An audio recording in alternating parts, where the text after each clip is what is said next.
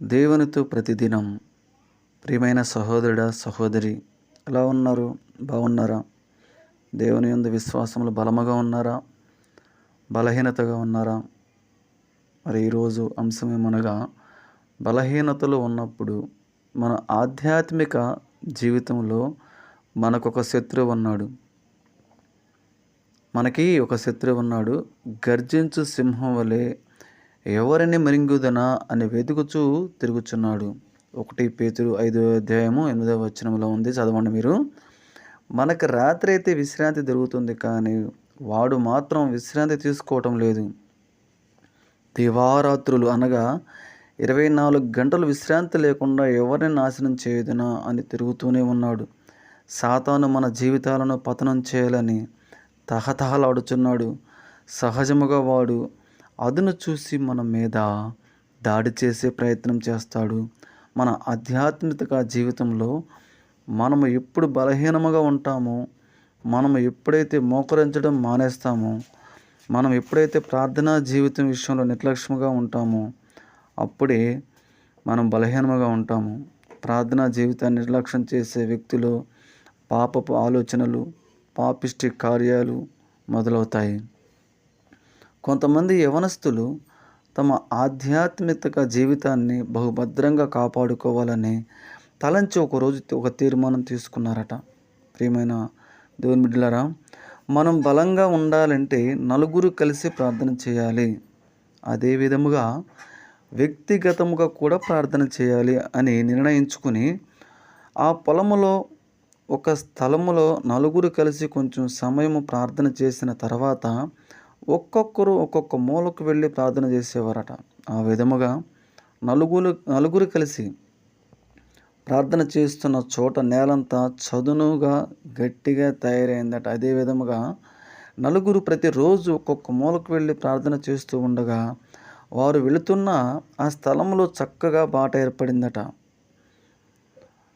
బాగా గమనించండి దేవుని బిడ్డలారా. నలుగురు 4 మూలలకు వెళ్ళడం వలన 4 బాటలు ఏర్పడ్డాయి. ఈ నలుగురిలో ఏ సహోదరుడైనా కొంచెం ఆత్మీయముగా నిర్లక్ష్యముగా ఉండి వీళ్ళతో పాటు కలిసిన ప్రార్థన చేయకపోతే ఆ బాటలో నెమ్మదిగా గడ్డి మొలిచేదట.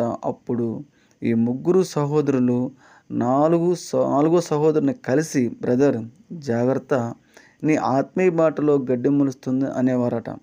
సహోదరుడా, సహోదరి, ప్రార్థనా జీవితాన్ని మానేస్తే మన ఆధ్యాత్మిక జీవితంలో పాపిష్టి గడ్డి మొలుస్తుంది.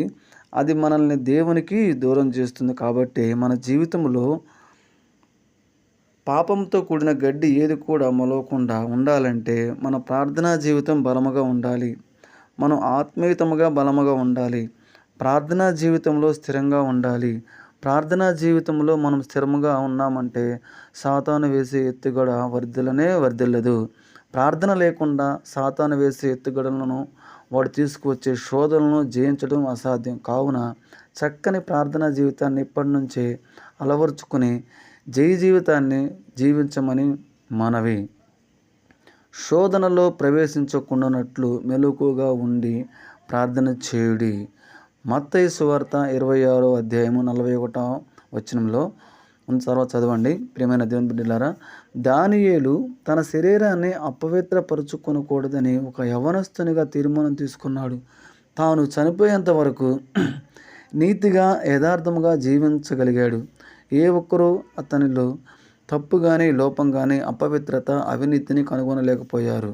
దానియేలు గ్రంథం 6వ అధ్యాయం 4వ వచనం. దానికి ప్రధాన కారణం అతడు ప్రతిదినము ముమ్మారు మోకరించి ప్రార్థించుటయే. ఎన్నిసార్లు? ముమ్మారు మోకరించి ప్రార్థించుటయే. దానియేలు గ్రంథం 6వ అధ్యాయం 10వ వచనంలో ఉంది. ప్రతిదినము క్రమశిక్షణతో నిబద్ధతో చేసిన ప్రార్థన తనను పరిశుద్ధినిగా, నీతిమంతునిగా మలిచింది. మనము కూడా దానియేలు వలె జీవించాలంటే దానియేలు వలె ప్రార్థించాలి. ప్రార్థన చేయవాడు పాపము చేయలేడు, పాపము చేయవాడు ప్రార్థన చేయలేడు. God bless you.